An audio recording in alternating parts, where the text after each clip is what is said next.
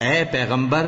لوگ تم سے یتیم عورتوں کے بارے میں فتویٰ طلب کرتے ہیں، کہہ دو کہ اللہ تم کو ان کے ساتھ نکاح کرنے کے معاملے میں اجازت دیتا ہے،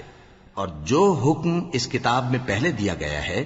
وہ ان یتیم عورتوں کے بارے میں ہے جن کو تم ان کا حق تو دیتے نہیں اور خواہش رکھتے ہو کہ ان کے ساتھ نکاح کر لو، اور نیز بیچارے بے کس بچوں کے بارے میں،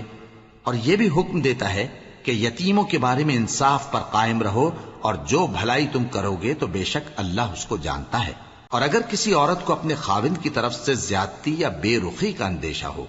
تو میاں بیوی پر کچھ گناہ نہیں کہ آپس میں کسی قرارداد پر صلح کر لیں، اور صلح خوب چیز ہے،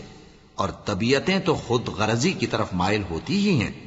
اور اگر تم نیکوکاری اور پرہیزگاری کرو گے تو اللہ تمہارے سب کاموں سے واقف ہے۔ اور تم خواہ کتنا ہی چاہو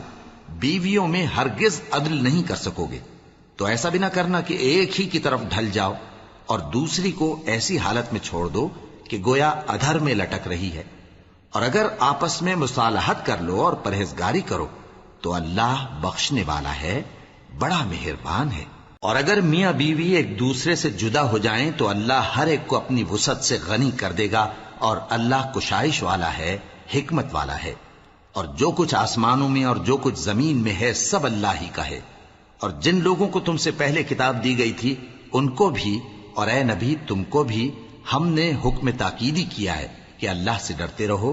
اور اگر تم لوگ کفر کرو گے تو سمجھ رکھو کہ جو کچھ آسمانوں میں اور جو کچھ زمین میں ہے سب اللہ ہی کا ہے، اور اللہ بے نیاز ہے، لائق حمد و ثنا ہے۔ اور پھر سن رکھو کہ جو کچھ آسمانوں میں اور جو کچھ زمین میں ہے سب اللہ ہی کا ہے، اور اللہ ہی کارساز کافی ہے۔ لوگو، اگر وہ چاہے تو تم کو فنا کر دے اور تمہاری جگہ اور لوگوں کو پیدا کر دے، اور اللہ اس بات پر پوری طرح قادر ہے۔